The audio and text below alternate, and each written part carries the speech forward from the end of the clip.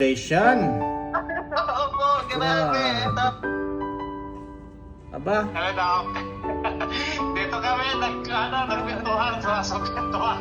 Ganda kailangan dito. 1,800 ang creatinine ngayon. 203 na lang, Dok. O anong usapan natin? Parang wala man, Dok. Paalala ko, pagka ang CREA Baka natin. napababa natin ang CREA below 300, ile-lessen yung dialysis. Hopefully, ma-lessen na, ayan na, 280. Aba, 280 po. Tapos na ngayon, Dok, nalalabas lang ng result. oh, thank you Lord. No? So, yan na yung, di ba, mahirap mag-low carb, pero ayan na ang benefit niya. Pinaghirapan natin yan. At actually, pinaghirapan niyo yan. Tinuro lang namin. Okay? Thank you so much, Dok. Kayo po yung tulay. Imagine mo, no, we have no idea how to do this, yung mapababa ang creatinine. But, kumapit lang po tayo dun sa paniniwala na lahat to pagtatagumpayan natin.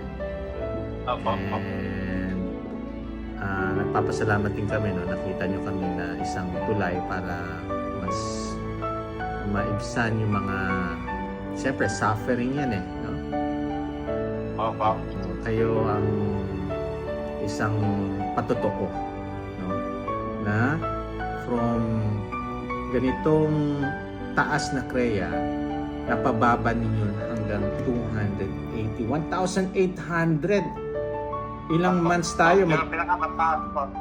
Matatapos tayo ng 2 months. Ano pa lang tayo ngayon, Dok? 1 month and 2 days. 1 month and 2 days pa lang pala. So, umabot na ng 280 from 1,800.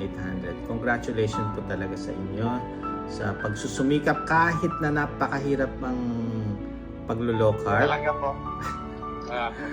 Kasi bakit mahirap? Dahil iba yung lifestyle ngayon eh. Compared dati. So talaga mahihirapan kayo. Pero parang ano lang yan, mag-a-adapt kayo after 2 months, wala na sa inyo itong paglo-low carb. Parang madali na. Ano na ngayon, Dok? Parang normal na sa akin, lalo na kung kami ang ano ko. Oo, no, hindi ko na naramdaman yung normal na normal. Maliban na lang kung ako tawag dito,